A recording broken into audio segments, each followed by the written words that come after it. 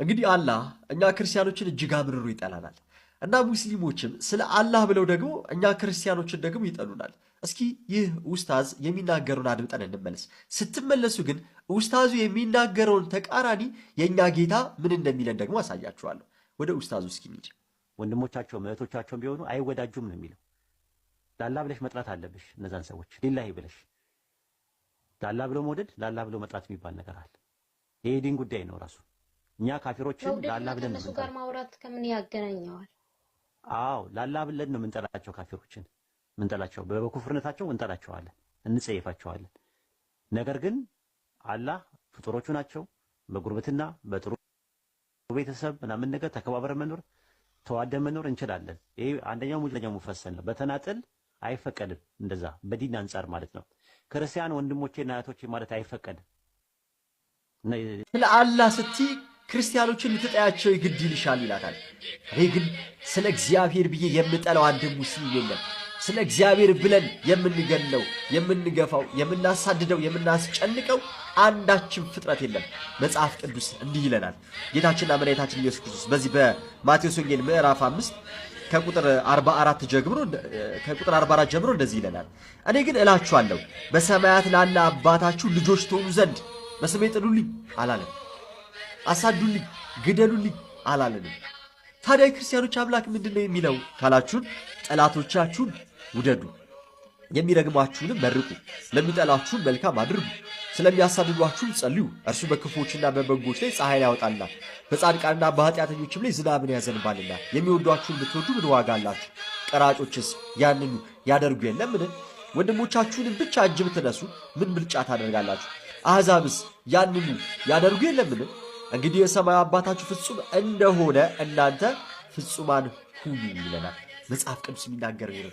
ለጠላቶቻችን ራሱ ምን እንድንል መልሰን ጠላት እንድንሆን አይደለም፣ ውደዷቸው ነው የሚለው። ምክንያቱም እርሱ ዓለሙን እንዲሁ የወደደው እግዚአብሔር አብ አንድያ ልጁ የላከው የሰጠን ዓለም ሁሉ እንዲድን ነው። በማናም ነው በክርስቶስ ኢየሱስ። ለዛ ነው በዮሐንስ ወንጌል ምዕራፍ 3 ቁጥር 16 ላይ በእርሱ የሚያምን ሁሉ የዘላለም ሕይወት እንዲኖረው እንጂ እንዳይጠፋ እግዚአብሔር አንድያ ልጁን እስኪሰጥ ድረስ ዓለሙን እንዲወዷልና ይላል። ስለዚህ ኑ ወደዚህ የሚደንቅ ሕይወት፣ ኑ ወደ ክርስቶስ ሕይወትን ታገኛላችሁ፣ ወደሚደንቅ ብርሃን ትመጣላችሁ። ጥላቻ ጨለማ ነው። በጨለማ ውስጥ ካላችሁ ደግሞ ሊያበራላችሁ የሚችለው ደግሞ ክርስቶስ ኢየሱስ ብቻ ነው። በዚህ በዮሐንስ ወንጌል ምዕራፍ 8 ቁጥር 12 ላይ ደግሞም ኢየሱስ እኔ የዓለም ብርሃን ነኝ፣ የሚከተለ የሕይወት ብርሃን ይሆንለታል እንጂ በጨለማ አይመላለስም ብሎ ተናገራቸው። ስለዚህ ሕይወትን አግኙት፣ ከክርስቶስ ጋር ትኖራላችሁ። ለእርሱ ብላችሁ የምትገሉለት አትኖሩ። ለእርሱ ብላችሁ የምታሳድዱለት፣ ስለ እርሱ ብላችሁ የምትጠሉለት ሳይሆን ስለ እርሱ ብላችሁ የምትሞቱለትን እውነተኛን ፍቅር ስትቀምሱ ሕይወትንም ታገኛላችሁ፣ ለዘላለምም ከእርሱ ጋር በእረፍት ትኖራላችሁ። ኑ በብርሃኑ ተመላለሱ። መቼም ቢሆን አይወዷችሁም፣ ጠላቶቻችሁ ናቸው፣ ይጠሏችኋል። አይሁዶችም ሆነ ነሳራዎች አለ አላህ ሐታ ተተቢዐ ሚለተሁም፣ ሊወዷችሁ የሚችሉት የእነሱን መንገድ ስትከተሉ ብቻ ነው። አያችሁ፣ ዛሬ በሌላው የሚወደድ ሰው ራሱን ሊጠይቅ ይገባል። ለምን ተወደድክ አይደለም። ብዙ ጊዜ ሌላው ሊያጨበጭብልህ የሚችለው ነን ሙስሊም የሆነው አካል እስልምና ላይ የሆነ ነገር ሰብረህ ስትሄድ፣ ጥሰህ ስትሄድ ነው። አለበለዚያ አላህ ነው ውሸታም ወይ አንተ ነው ውሸታም? አላህ ነው እንዲህ የሚዋሸው? ሐታ ተተቢዐ ሚለተሁም፣ የእነሱን መንገድ የምትከተሉ ከሆነ አዎ ታቦት ሲወጣ የምትጠርግላቸው ከሆነ ይወዱሃል። እንዴት አይወዱህም? ችቦ ይዘህ የምታበራላቸው ከሆነ ይወዱሃል። እንዴት አይወዱህም? እንኳን አደረሳችሁ ምትል ከሆነ ይወዱሃል። እንዴት አይወዱህም? አዎ ተሰቅሏል ተወግሯል ምትል ከሆነ እንዴት አይወዱህም? ይወዱሃል፣ ይወዱሃል። አላህ ግን ይጠላሃል። እዚህ ጋር ደግሞ አዎ ታቦት ሲወጣ የምትጠርግላቸው ከሆነ ይወዱሃል። እንዴት አይወዱህም? ችቦ ይዘህ የምታበራላቸው ከሆነ ይወዱሃል። እንዴት አይወዱህም? እንኳን አደረሳችሁ ምትል ከሆነ ይወዱሃል። እንዴት አይወዱህም? ይወዱሃል። አላህ ግን ይጠላሃል። እዚህ ጋር ደግሞ እነሱ እኮ እንደማይወዱን እኮ ተናግረዋል። አላህ ነግሮናል እኮ እኛንን እንጂ ሃ አንቱም ሃኡላኢ ቱሒቡነሁም ወላ ዩሒቡነኩም፣ እናንተ ራሳችሁ ናችሁ ተወዷቸዋላችሁ፣ እነሱ ግን አይወዷችሁም አለ አላህ። አያችሁ፣ ወለን ተርዳ አንከ ልየሁዱ ወለን ነሳራ ሐታ ተተቢዐ ሚለተሁም። ለን አበድይ እስከ የውመል ቂያማ እኮ ነው። ለወር ለሁለት ወር ለዓመት ምናምን አይደለም። አበደን አበድ መቼም ቢሆን አይወዷችሁም። ጠላቶቻችሁ ናቸው፣ ይጠሏችኋል። አይሁዶችም ሆነ ነሳራዎች አለ አላህ። ሐታ ተተቢዐ ሚለተሁም ሊወዷችሁ የሚችሉት የእነሱን መንገድ ስትከተሉ ብቻ ነው። ብዙ ጊዜ ሌላው ሊያጨበጭብልህ የሚችለው ነን ሙስሊም የሆነው አካል እስልምና ላይ የሆነ ነገር ሰብረህ ስትሄድ ጥሰህ ስትሄድ ነው። አለበለዚያ አላህ ነው ውሸታም ወይ አንተ ነው ውሸታም? አላህ ነው እንዲህ የሚዋሸው? ሐታ ተተቢዐ ሚለተሁም የእነሱን መንገድ የምትከተሉ ከሆነ አዎ ታቦት ሲወጣ የምትጠርግላቸው ከሆነ ይወዱሃል። እንዴት አይወዱህም? ችቦ ይዘህ የምታበራላቸው ከሆነ ይወዱሃል። እንዴት አይወዱህም? እንኳን አደረሳችሁ ምትል ከሆነ ይወዱሃል። እንዴት አይወዱህም? ይወዱሃል።